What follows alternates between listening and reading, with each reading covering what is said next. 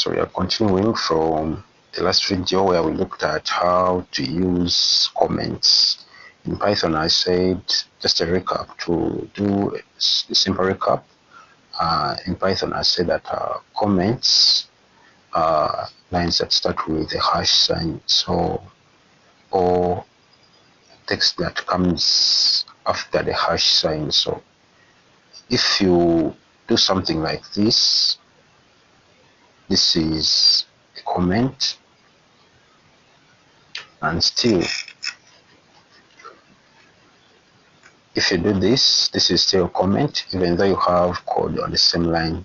This is code, this is actual code that is going to be executed, but this is a comment. So when the interpreter reaches this line, it's going to interpret this line, but the rest of the content on this line won't be interpreted because this is a comment. So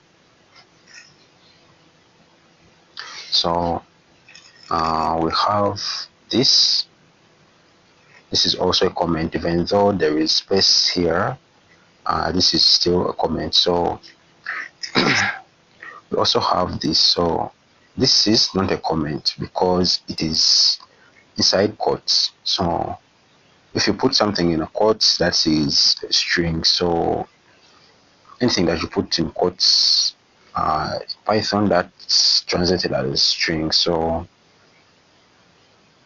this is going to be interpreted by the interpreter, and it is stored in the variable text. So that's how it works. So using Python as a calculator, how can you use Python as a calculator? In Python, you can do simple basic operations, basic mathematical operations. That is addition, subtraction, multiplication, and division. So you can also use parentheses to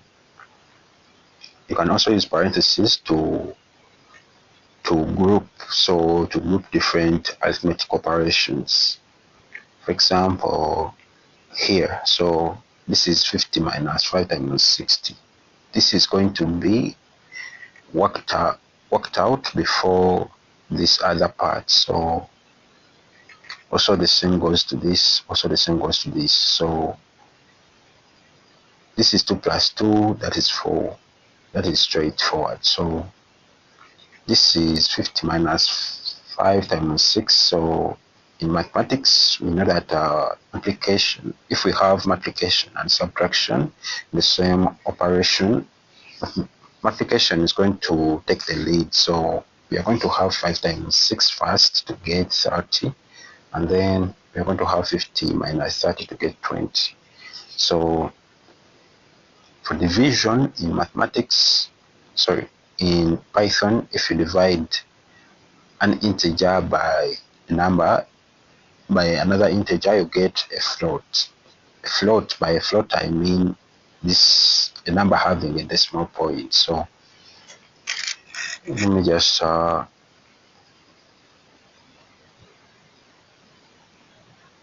up my interpreter. So if I'm to open up this,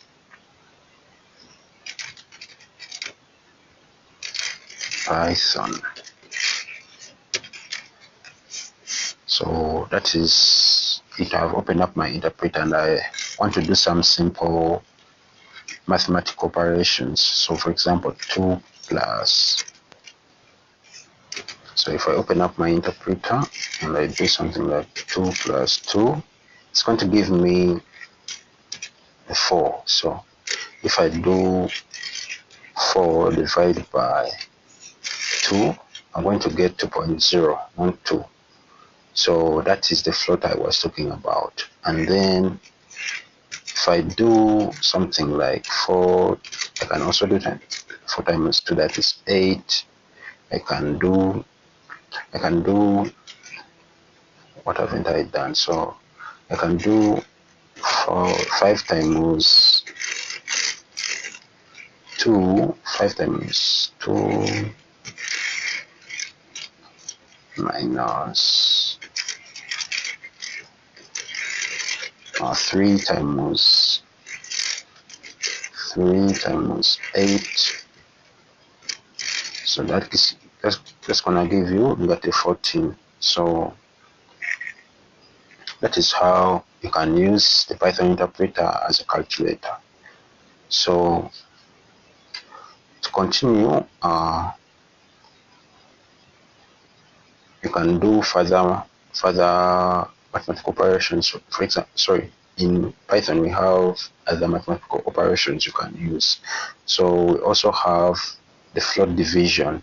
By the float division, I mean the double forward slash. So we also have the percentage sign, which stands for the remainder. So to get the remainder of division, for example, if you have 3 divided by 2, you know that the remainder is 1. So, but to get that remainder, you will use the percentage operator. So let me just go back. So this is what I'm talking about. If you have 3 divided by 2, get 1, because if you divide it actually, it's going to be 1 remainder 1. So we get the remainder. So the other thing I was talking about, if you don't want the decimal point that we got here, so remember here we got 2.0, but if you want the exact integer, you would get for float division. This symbol, the double forward slash, it is called float division. So with that, you get your 2. So that's how you can do simple mathematical operations with Python. So the other thing we can do is powers. So if I were to, so with Python, it is possible to do the double asterisk operator to calculate powers. For example, 5 squared is 5 double asterisk 2. 2, this is actually read as 2 power 7. This is read as 5 power 2. So, or 5 squared. So you can do exactly that in the Python interpreter. For example, 2 power 2, you get 4. You get 9 power 2, you get 81. You can also do 5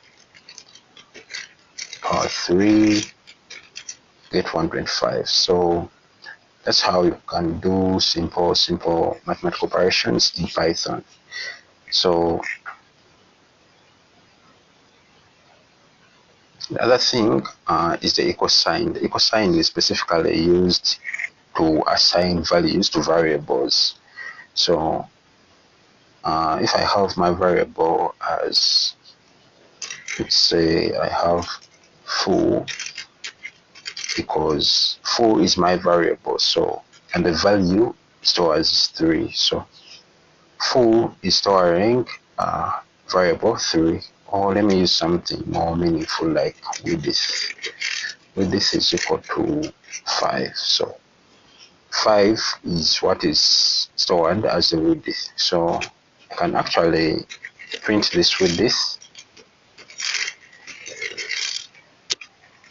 and boom, that's the width. So you can also do assignment of operations. For example, again, let's go back to the width. If I have 5 times 2, and if I print that, I'm going to get 10. So that's the beauty of the interpreter. You don't need to do this. So you don't need to do that, but you can also do that. So we will see where we will need to do that, but for now it is not required. So you can do things like getting the area. For example, in this example, you see that they have the width and the height, and I think, oh no, so if this was the length, maybe it would have been this times length. That would give you an area of a rectangle or an area of a square. So it would depend on what you have. So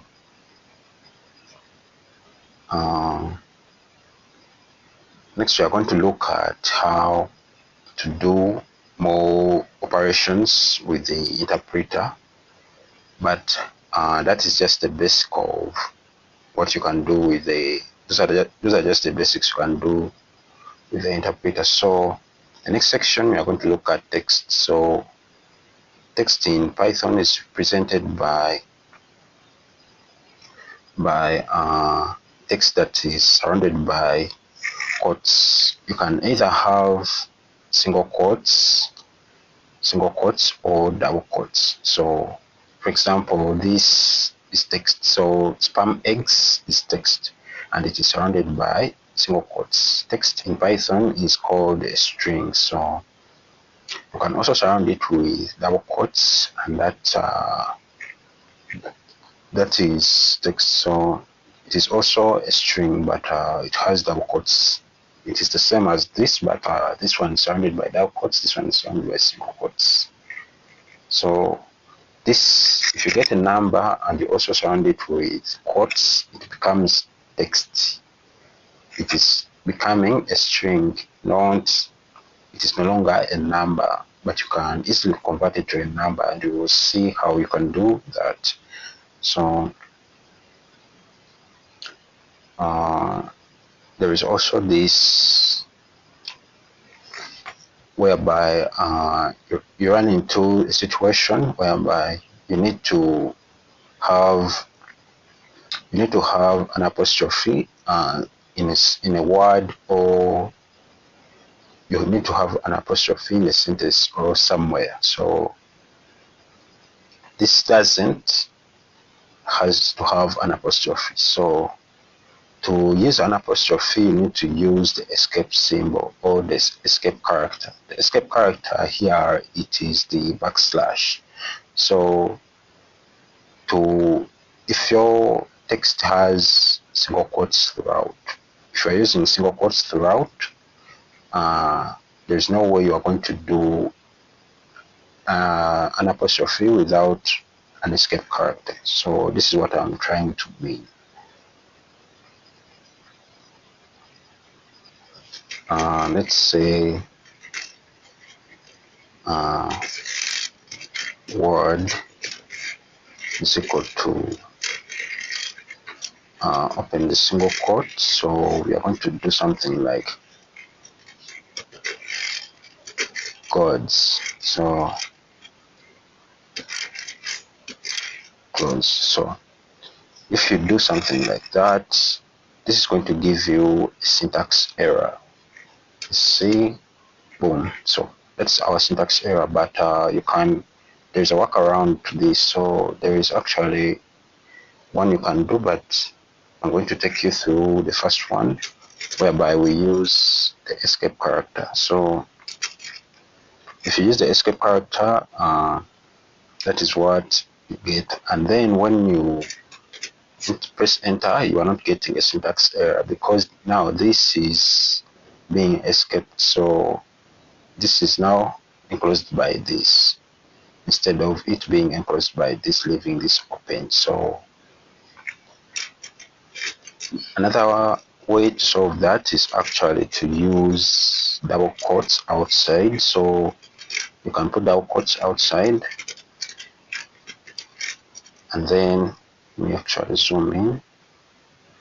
That's for you guys. So you can put double quotes outside,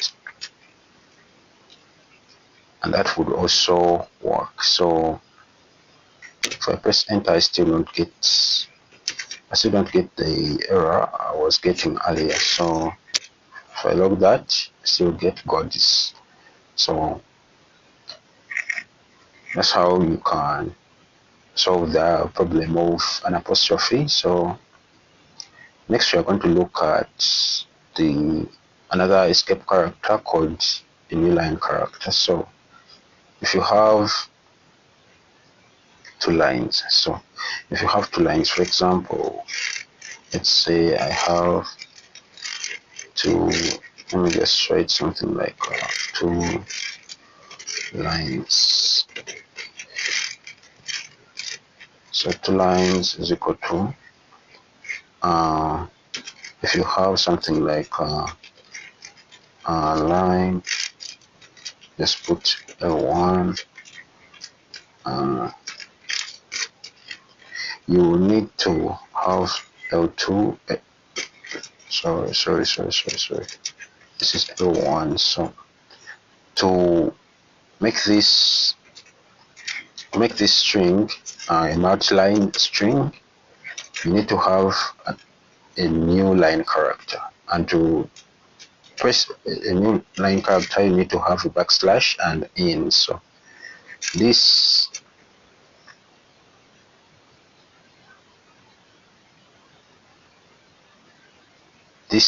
backslash and n is representing a new line character. So if I actually print this and do something like new two lines, I'm getting the character still there. But if I use our print function, the print function is standard function, so it is present in the Python library. You don't need to use it. You don't need to define it. It is already present. Actually, when you define it, it's going to give you an error because it is a built-in function. So for built-in functions, we will see them, and print is one of them. Specifically, print is used in things to do with error detection, things to do with debugging. When you are testing your code, you usually use print. So here print is needed to translate the new line character, to interpret the new line character as a new line character. That's such that when we get the results, it is a multi-line output. So basically that's what it does. Then let us look at let me see, first line. Okay, we have seen this. Let me see. So there is also this, whereby they're saying to have an escape character. If you don't want characters prefaced by the backslash to be interpreted as special characters, you can use the raw strings by adding an R before the first quote. So this is what they mean. If you add R here, so the R here is representing a raw string, and that, my friend, it is not going to be, when I print this, you see that there is a new line character here, but since it is a raw character, if I print this, it is going to be, it is going to be printed as it is. We are going to get this instead of getting something like this, because here now this is going to be interpreted as a new character, a new line character.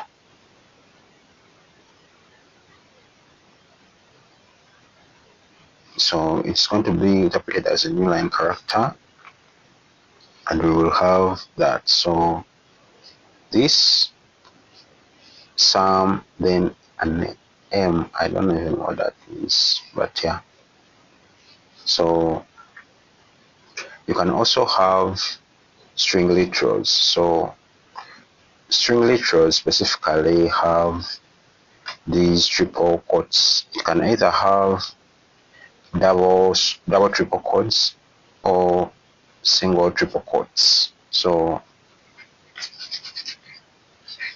let me try to see if I can. Okay, so things have worked. So these double quotes represent string literals. So the string literals actually are automatically included in the string, but it's possible to prevent this by adding a backslash at the end of the line. So for example, in this line, so if you don't want a new line character, you put here a backslash, and then when you print this, it's going to be more like this instead of having a space here. So that is what string literals do. They help you. They specifically help you to write more cleaner code. So if this was if you didn't use string literals, of course you could come up with this, but string literals help you to format your code. Like the way you write the string, it's the way that string is going to appear when it's printed on the console. So if I take this code, let me see if I can copy. So I'm going to copy that.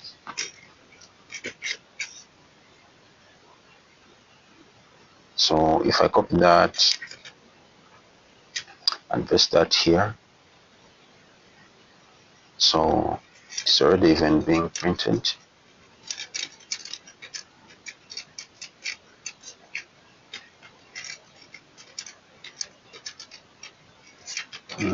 So I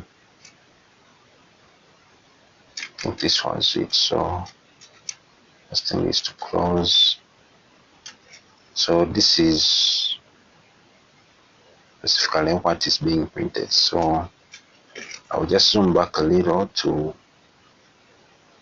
get something that we need. So that is what is being printed. That usage, the print message starts from here. So that is what is being printed, and this is our code. So our code is here. So that's our code. So the last thing we are going to look at is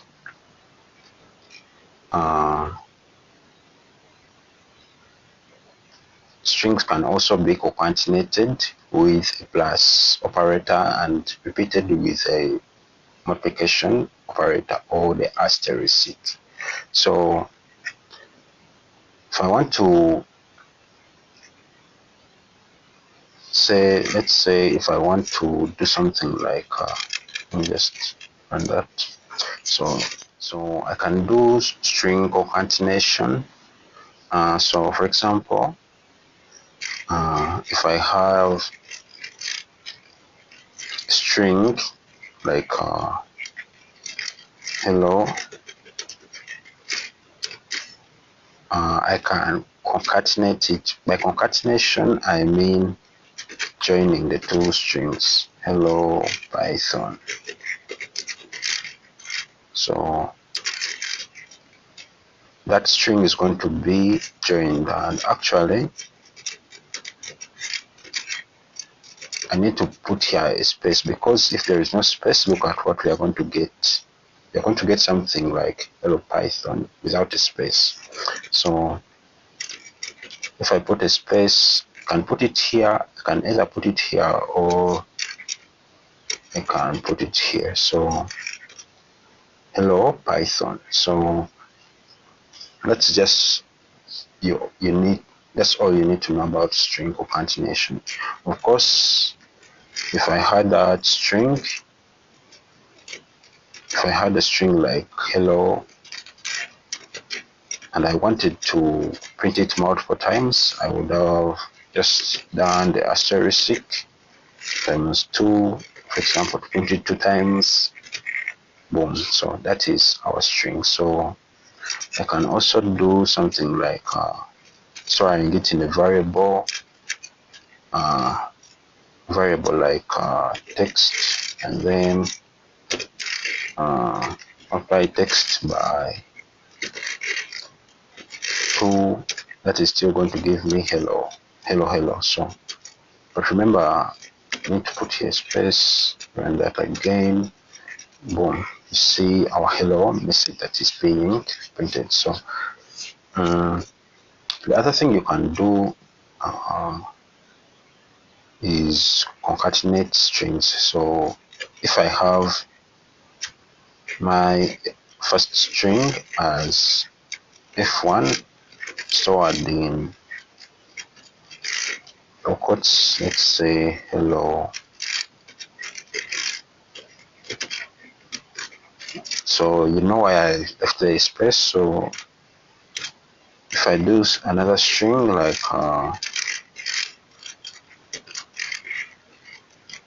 world, so if I want to join those 2 strings, I'm going to do something like f3 is equal to f1 plus f2. So if I do something like that and then print my f3, boom. Specifically what I have done is stored hello in f1, stored world in f2, concatenated the value f1 and f2 and stored it in the f3, and then I have printed f3. So I'm getting hello world. So that's all you need to know about string concatenation and string repetition. So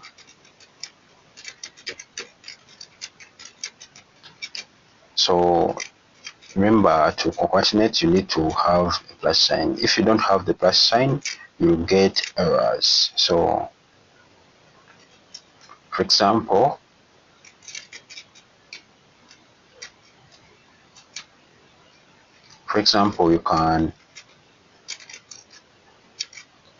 you would get errors. For example, if you didn't have this plus sign present, you would have gotten some kind of error, which is a syntax error.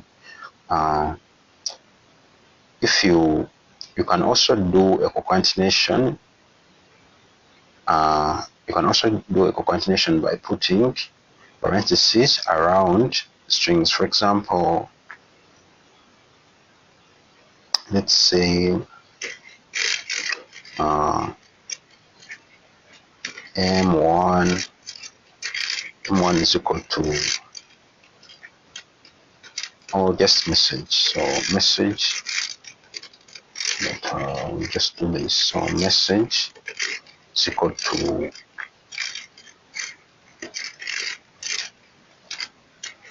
let me just do 1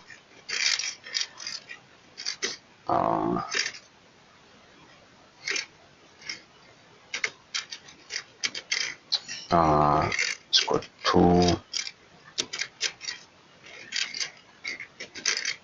so when you do that, message is storing 1 2. So actually I should put a space somewhere here, so just to be safe. So if I print my message, boom, 1 2. So that is how you can concatenate strings. You can put more strings, of course, not just 2 strings. You can put any number of strings. You can put infinite number of strings. For example, I can do 3, do something like 4,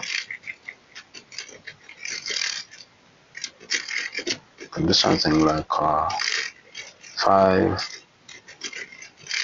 any number of strings.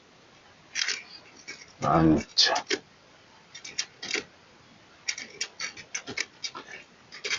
boom. So if I print this 1 2 3 4 5, so that's what you get.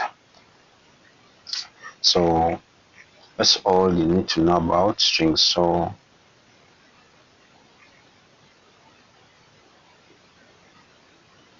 actually here they are putting a note that this type of concatenation only works with two literals. This works with two literals, though not with variables or expressions. So you will need to have literals here. So instead of variables, you can't have here something like F1, the F1 that I had used somewhere here. So you can't have variables in the parentheses. For example, if I do something like F1, based on what they have said, you should get a syntax error. So that is all you need to know. You should not use variables in concatenation where you are using parentheses. So the other thing we are going to look at is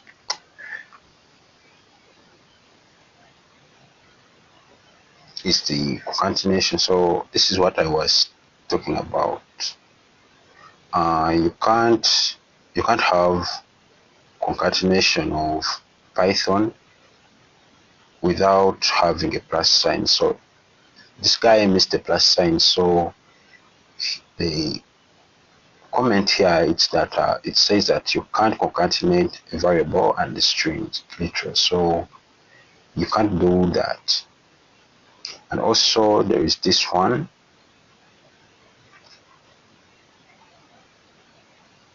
You see what this guy is doing. If you look at this, this is another syntax error. So this first statement is correct, it's very correct, but then he is trying to concatenate this at the same time, so it is not going to work. So that's why he's getting a syntax error. So that should also be in mind while concatenating strings. Specifically in programming, when we are doing programming like on a project, we use a plus sign for concatenating strings instead of parentheses, instead of something like anything that I have mentioned earlier.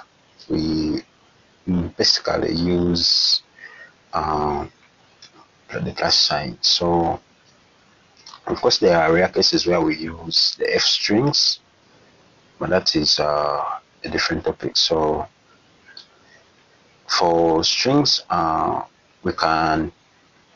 strings can be indexed or subscripted, whereby the first character is represented by the index 0, the second character by index 1, and so forth and so forth. So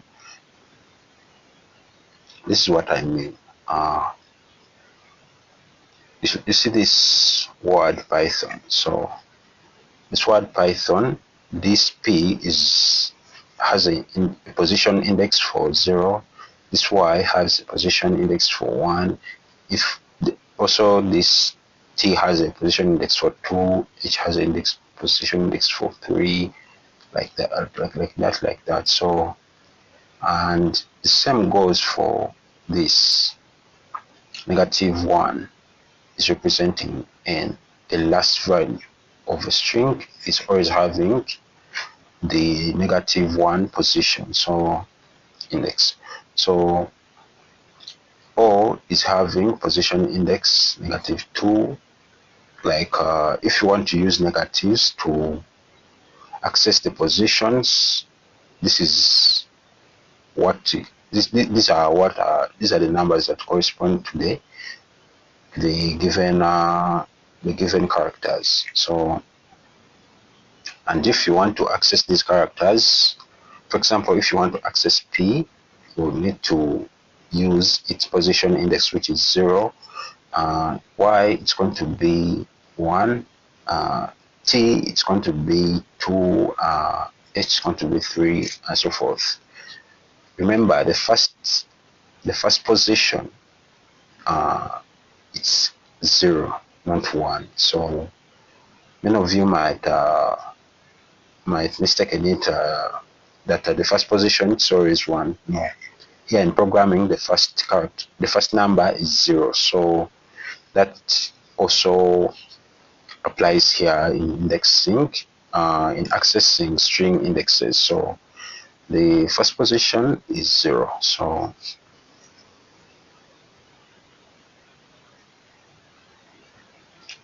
we'll do some examples here.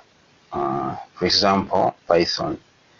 Look at this word. So if you have a word like Python, and actually let me just demonstrate it for you. If you had word, go to Python. So if I want to access P, what do you think I'm going to do? So if I wanted to access P, I'm going to do something like word, something like word 0. So that's P. If I want to access N, the last value, I've told you the last value, to access the last value, use the -1. So it doesn't matter what string it is. So it doesn't matter the strings or the character or the word. So as long as you need the last character, you always use -1. And this works especially in situations where you don't know, like ahead of time, what the length of the number of characters the word has or the expression has. So if I do something like -1, I'll get N. So if I want to get O, I already know that Python is made up of 6 characters, and I'm counting from 0. So the the position for O can either be -2. So if I do something like -2, boom, I still get my position index. So if I do still my position index, if I do something like remember I'm trying to access 4, I can also do 4, because as I told you earlier, we are counting from 0. So this is 0, 1, 2, 3, 4. So that's how we access the positions for strings in Python. Of course, you can also get substrings. For example, by substrings, I mean you can do something like word. If I want to get characters from P to T, so I know that P, it is my first character. I know that T is my last character. So I want to get byte in simple terms. So to get byte, I'm going to do that. So actually, I'm going to do this. Why? So I will let me first try this and then I explain. So why didn't I stop at 2? Because it is 0, 1, 2. So if I had stopped at 2, T wouldn't be inclusive. Like the position which you stop at is not going to be included. The character at that position won't be included. So that's what happened here. So if I had done something other than that, like accessing characters in the middle, let's look at some example here. For example, this example where they're accessing the 3rd character and the 6th character. So sorry, and the 5th character. So to access that, they used 2 to 5. So this is like reading ratios 2 to 5, but 5 is not inclusive. The character at position 5 should not be included. Other characters from 2 up to 5 should be included. So also this one, as I've done, so 0 to 2. You get all the characters, but don't include the character at position 2. So that's what they mean here. So still you can access characters from the beginning to any position, or from the end to any position. For example, here they are accessing characters from the beginning to position 2. So the character at position 2 is going to be excluded. So for the word Python, we are going to be having pi, because if we terminate this first index, which is 0, even though we didn't write 0, it's actually 0. So any character that comes before this position 2 is going to be printed. So that's how it works. So still, if we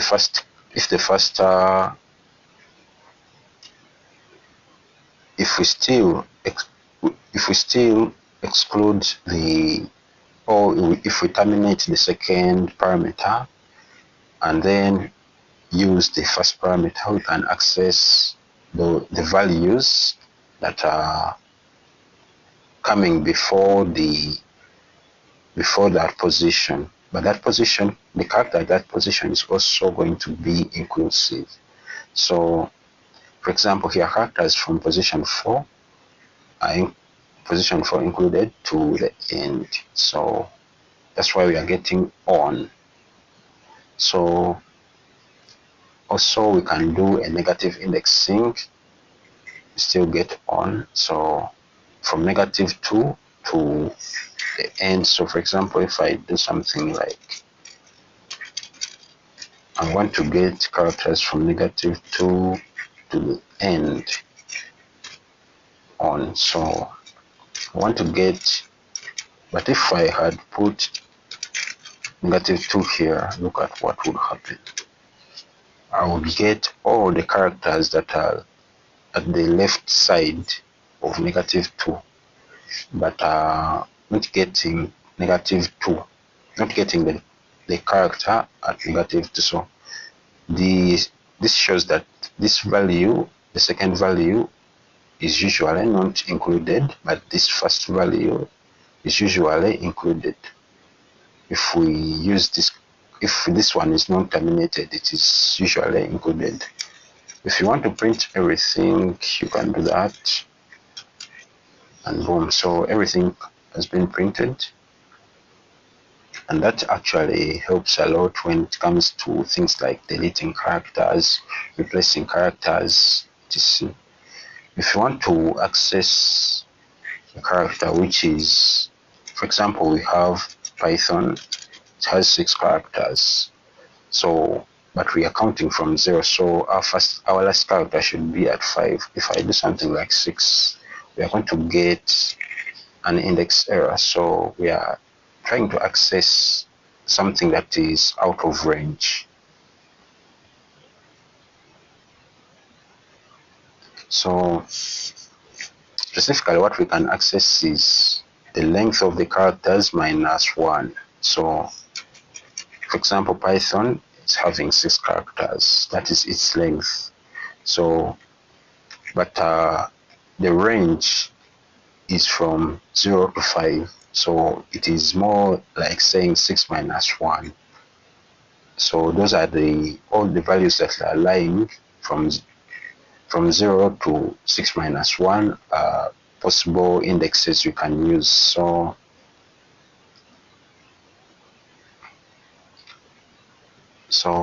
I think